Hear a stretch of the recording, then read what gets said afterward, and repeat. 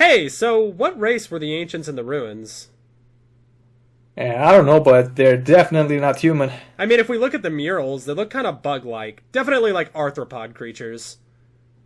Yeah, if you ask me, they almost look like crabs with those long bodies and tails. Oh, you mean lobster?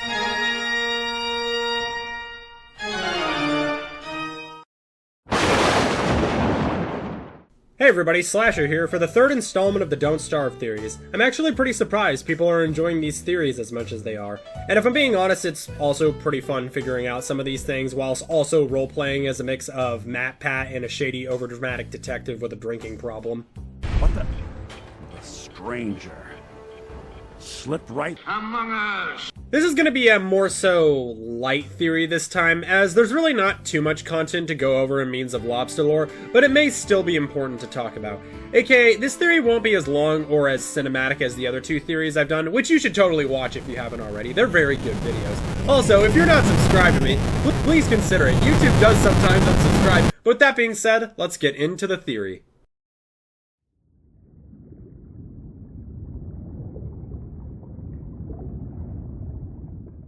Rock lobsters are tall, powerful creatures found in rocky biomes in the underground caves. Their bodies are mostly made out of rocks, but they still drop standard regular meat along with rocks upon death. They are also friendly to all characters in the game, even natural monsters such as Weber and Wartox. Even when it comes to monsters, rock lobsters are neutral. However, most often monsters will attack them, leading to the monster itself getting killed instead. As the rock lobster will, almost with 100% certainty, always win in these conflicts, or curl into a ball to protect itself. It more or less seems as though these lobsters are just wild animals, however, they do possess a small modicum of sentience. When fed one of their preferred snacks, rocks, they are befriended and will attack whatever you instruct them to. And so far, none of this is really theory-provoking until you take a listen at Maxwell's examination of a rock lobster. I banished these guys for a reason. And although this statement doesn't seem like much on its own, it's the first lead we have when we ask ourselves the question, banished from where?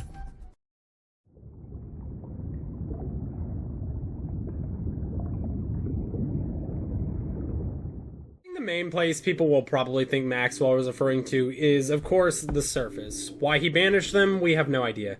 Though I do have one other conclusion to where they were banished, not entirely likely, but let's explore it. Perhaps it's more than just a coincidence that rock lobsters have a similar biology to the ancients. Maybe not banished from the surface, but banished from the ancients' home. After all, we don't know how long Maxwell has been in the Constant, and seeing as to how time moves differently as a whole in the Constant, he could have very well been present during the Ancients. It certainly has some possibility of truth, as they both resemble lobster-like humanoids, and I would make the statement that Ancients are likely smarter than the rock lobsters.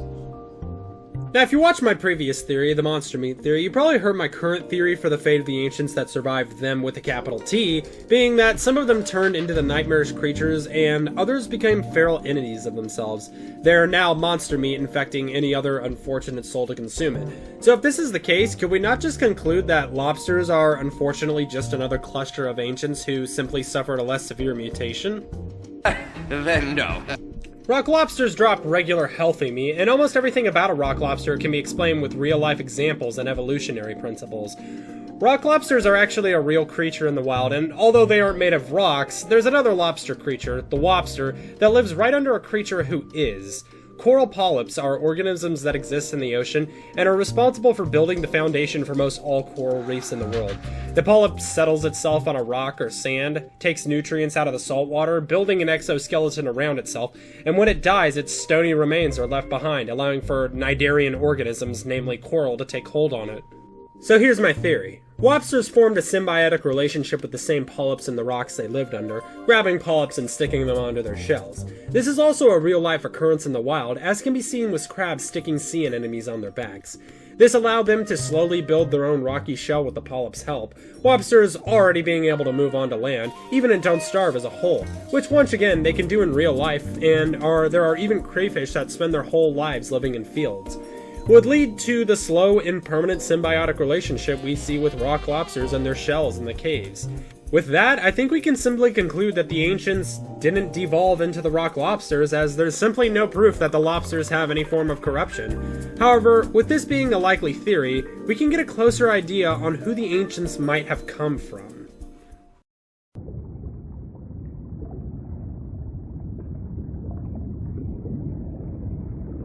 Now, just a moment ago, I made the statement that I didn't think rock lobsters were a de-evolution of the ancients because they don't drop monster meat. Also, quick statement, de-evolve or devolve isn't a real term in biology. I simply use it as a synonym when a creature evolving moves further away from an intelligent version of itself. All evolutionary progress is still considered evolution, whether it's positive or negative. Species better adapted to their environment live on, while others perish. Plants versus zombies garden warfare. Furthermore, they don't exhibit any hostile tendencies, have a basic idea of trade and intelligence, are outright friendly towards anything that doesn't attack them, and they don't even harbor any xenophobia towards monster creatures. Therefore, I'm inclined to believe that it's not the ancients that evolved down into the rock lobsters, but actually it's the other way around. If we look at it this way, the lobster's evolutionary pathway actually looks pretty similar to real life. Once again, lobsters emerging from the ocean, eventually living entirely on land, and later evolved into the rock lobster and or the creatures we call the ancients. That being said, it's now pretty clear that Maxwell banished them from the surface, as it wouldn't make sense for them to be banished from ancient society, regardless of whether or not Maxwell was present. But seeing as how lobsters really have no bad blood between monsters or other arthropods, we could also assume that the rock lobsters were not banished underground until after the fall of the ancients. However, we still don't know why Maxwell would do this. Maxwell isn't exactly a nice person, but he isn't outright illogically cruel either. Maybe it has something to do with the fact that Maxwell's favorite food is lobster.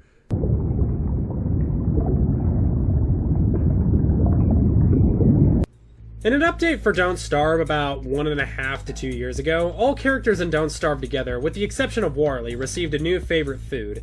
This favorite food had slightly increased stats when consumed by the person whose food it was the favorite of, and as guessed, Maxwell's favorite was Wobster dinner.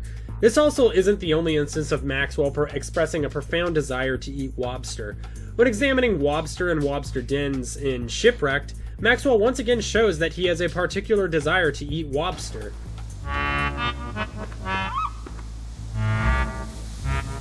Show yourself delicious critters, now that looks like a proper meal. Now, other characters also seem fairly excited to eat Wobster too, but Maxwell's desire to eat Wobster is arguably stronger than the others' desire. And furthermore, it seems stronger than any other character's desire to eat a particular favorite food. And seeing as how the part with Shipwrecked was done before favorite foods were even added to DST, this was an intentional decision on the lore for Clay to make. Maxwell just really loves Wobster. So why would he banish rock lobsters to the same place where the ancients doomed themselves by the fuel? Well, to answer this, we have to ask ourselves the question, what could Maxwell do when he was on the throne? Seeing as how he can't directly stop the adventure mode player from reaching the throne, but he can create his own torches, tooth traps, and send hounds after people. Meaning, Maxwell was likely able to directly interact with the hounds physically if he has the examination quote, "They don't recognize me." So here's my theory. Maxwell, when on the throne, can alter the world around him, but can only make gradual adjustments. So in doing so, he had his hounds, who by the way are competent swimmers, retrieve lobsters on his behalf, depositing them back on the throne. And we can assume, actually very recently from Wickerbottom's short, that hounds are capable of minor dimensional travel, as they have a dossier file from reports from San Francisco. Where the rock lobsters come in, I could see one of two things happening. Maxwell wanting to test the rock lobsters' flavor, leading to his hounds getting themselves killed in the process, or the rock lobsters reacting negatively to hounds hunting wobsters. Both of these would be adequate reason for Maxwell to banish the lobsters to the underground where they can no longer stop him from collecting his favorite food. And thus, he would likely continue to enjoy an infinite source of lobster, up until the events of adventure mode where he is inevitably kicked out of his throne.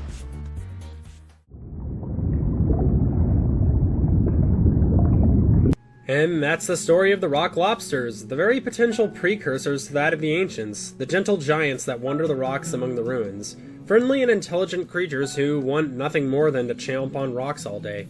A somewhat sad story that Maxwell had pushed them underground from the surface of the constant, where they would no longer hinder him. But not exactly a heartbreaking tale of loss either. The lobsters surely don't seem all that upset about it, and don't even appear to be butthurt at Maxwell either. Though that could just be because, like the hounds, they don't recognize them anymore.